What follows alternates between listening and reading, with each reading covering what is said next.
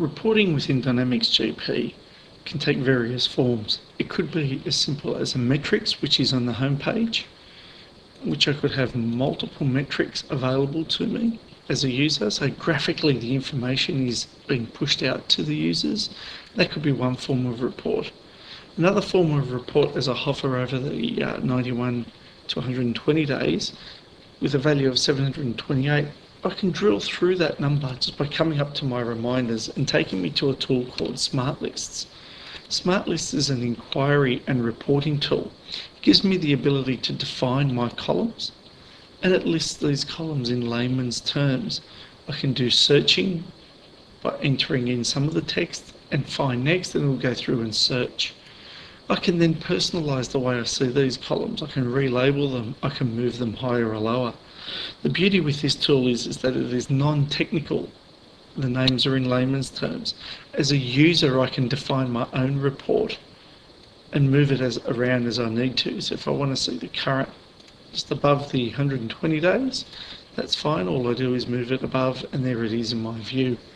I can then start to filter through the information. I may want to filter out where current is greater than, and we'll put 30,000. My information will now be all filtered through based on the criteria that I have entered. Being able to save these favourites, there is full security available. And what I can also then do is publish them as a favourite or reminder, or just as a reminder inside here in Smart Lists.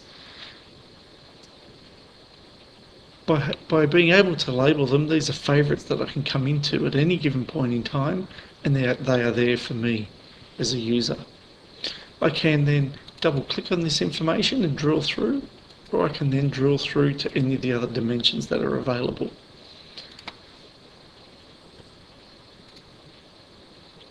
I'm not going to save any of that information, just going to come back to the full view. I can do a word mail merge. That may be great for year end when auditors require debtor balances to be sent out and confirmation, or I can push this straight out to Microsoft Excel, where what I've done here in this example is I've linked it to a Microsoft Excel spreadsheet. So once the data gets to that spreadsheet, a macro will kick in, and what it will do is it will create for me a total due and a balance overdue. These are formulas that are maintained in the spreadsheet. It's created a pivot table for me looking at current, and then it's provided me with chart information on my pivot table. So all that was generated from within Microsoft Dynamics GP using a tool called Smart Lists. When I come back out to the data that's been pushed through, you can see a purple tag here. So another form of reporting can be using smart tags. Dynamics GP comes with a tool called Smart Tag Manager. So based on security, each of the users, if starting from Excel, can now drill to customer information if they need to see certain details about that customer.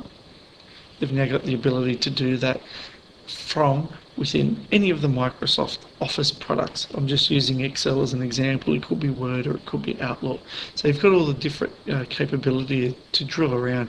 Now if I have access into Dynamics GP, I can drill into any of these smart lists that have been predefined or any of these inquiry windows.